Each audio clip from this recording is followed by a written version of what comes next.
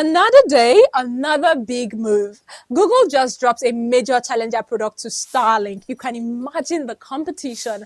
Before we break it down, welcome to Tech News on TechPression. I'm Datom George. Let's go.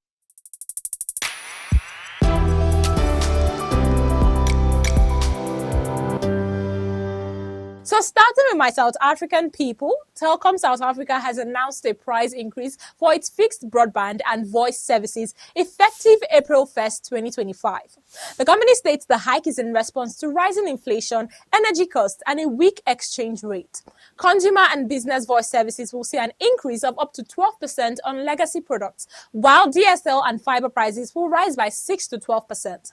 Telkom says this increment is necessary to maintain service quality amid economic pressures. Interested customers can find full details on Telkom's website, but would you accept this price increase? Let us talk about it in the comments. Moving on, scammers impersonate Binance, steal crypto from over 130 Australians. Australian authorities have uncovered a massive crypto scam where fraudsters posed as Binance representatives, tricking over 130 investors into transferring their assets. The scammers used fake messages within existing Binance chats, claiming accounts were compromised, and directed victims to move funds to a so-called trust wallet, only to steal them. The Australian Federal Police and Binance Australia are investigating, but recovering the stolen cryptocurrency remains difficult. Authorities warn users to verify messages and only use official Binance channels. Stay alert and report any suspicious activities. Meta is testing AI-generated comments on Instagram to help users interact more easily. I don't understand how AI is supposed to do that, but let's find out. Spotted by social media tester Jonah Manzano, the feature labeled Write with Meta AI suggests comment options based on a post content. Users can refresh for new suggestions if they don't like the first ones. While Meta claims the purpose of this AI is to make interactions more engaging, critics are arguing that it could make Instagram feel less authentic. And I'm of that opinion too. Meta has not confirmed the wider rollout, but would you use AI to comment on posts, or do you prefer keeping it real?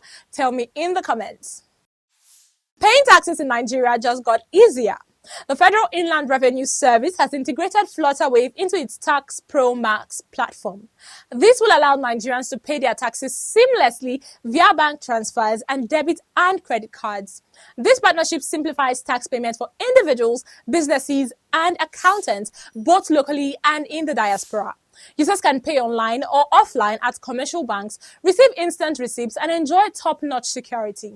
The goal is a smoother, faster, and hassle-free tax experience while supporting Nigeria's revenue collection efforts. And we love to see it. Finally, how many people knew Google has a parent company?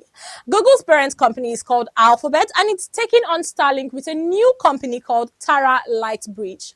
Taara is using laser-powered internet to connect underserved regions. Now, unlike Starlink satellites, Taara uses free space optical communication to beam high-speed internet through light, reaching speed of 20 gigabits per second over 20 kilometers. Currently operational in 12 countries, Taara is scaling up in Tanzania, Kenya, Zimbabwe, and Nigeria. It partners with internet providers and telecoms to extend connectivity and offers a cheaper, energy-efficient alternative to fiber and satellites. While Starlink looks to space, Taara is betting on beams of light to win the internet race. So, would you rock with laser-powered internet over Starlink? Would you accept Telkom's hike in South Africa? And do you think the Australian Federal Police will catch up with the Binance scammers? Let's talk in the comments. Now, don't forget you can read the full stories on www.techpression.com. I'll catch you in the next one, 4 p.m. every Monday. Stay innovative. I'm Datom George. Bye-bye.